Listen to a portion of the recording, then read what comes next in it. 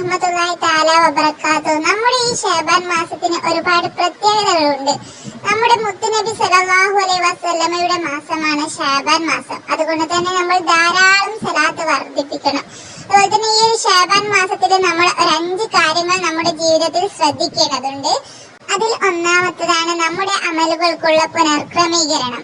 ഫർളായ അമലുകൾക്ക് മുടക്കം ഇനി ആവർത്തിക്കൂല എന്ന് നമ്മൾ ഒരു പ്രതിജ്ഞ ചെയ്യണം. നമ്മുടെ മനസ്സിനോട് പറഞ്ഞ് മനസ്സിലാക്കണം. രണ്ടാമത്തേത് ഷഹബാനിന് അർഹമായ പരിഗണന നൽകണം. റജബിന്റെയും റമദാനിന്റെയും ഇടയിൽ സാധാരണക്കാർ ഷഹബാനിനെ മറക്കും. ഒരു വർഷം ചെയ്ത അമൽ അള്ളാഹുവിന്റെ അടുത്ത് ഉയർത്തുക ഷഹബാനിലാണ്. എന്റെ അമൽ അള്ളാഹുവിന്റെ അടുത്ത് എത്തുമ്പോൾ ഞാൻ നോമ്പുകാരനായിരിക്കണം എന്നാണ് നബി സല്ലല്ലാഹു അലൈഹി വസല്ലമ പറഞ്ഞത്. 3. റമദാൻ എളുപ്പമാവാനും ഇബാദത്ത് എടുക്കാനും ശഅബാനിലെ തുടങ്ങുക. സലാത്തുകൾ വർദ്ധിപ്പിക്കുക, സദഖ കൊടുക്കുക, ഖുർആൻ നല്ല രീതിയിൽ പാരായണം ചെയ്യുക.